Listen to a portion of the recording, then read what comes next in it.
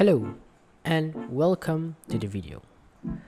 Today we will be talking about an underrated built-in Windows 11 software, the game bar.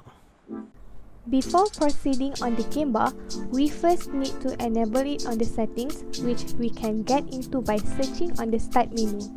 After opening the settings, we will then be searching on the search bar for game bar, and then there will be a suggestion regarding enabling game bar.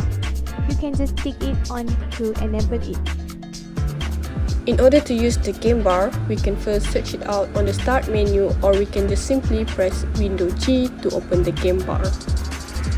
After opening the game bar itself, there will be lots of interfaces popping up from the screen. We'll be going through one by one. Controller bar is an access toolbar where you can easily access or open any game and even software. The games and softwares on the controller bar are automatically pinned based on your playability. It is a menu that contains all the widgets for every panel. You can enable and even favorite any of your widgets.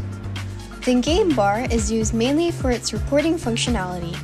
By having it enabled, the bar will capture every single gameplay of our playthrough. Capture widget is mainly used for recording any footage of the current monitor or screen. Some of the games will automatically recognize the game bar and it will capture only the game's footage. Audio widget is used to set up the audio configuration. This is where you can set up your input and output for your recording. Other than recording, the game bar also functions as a resource tracking software. With performance widget, we can track the current status of our hardware. With this, we can analyze our GPU, CPU, RAM usage, and even the current internet that is currently being used.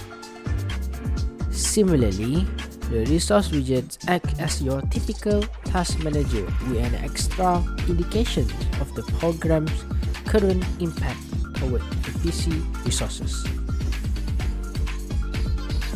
Game bar is an extremely underrated piece of software and it has immense potential on its own. Feel free to discover it by yourself.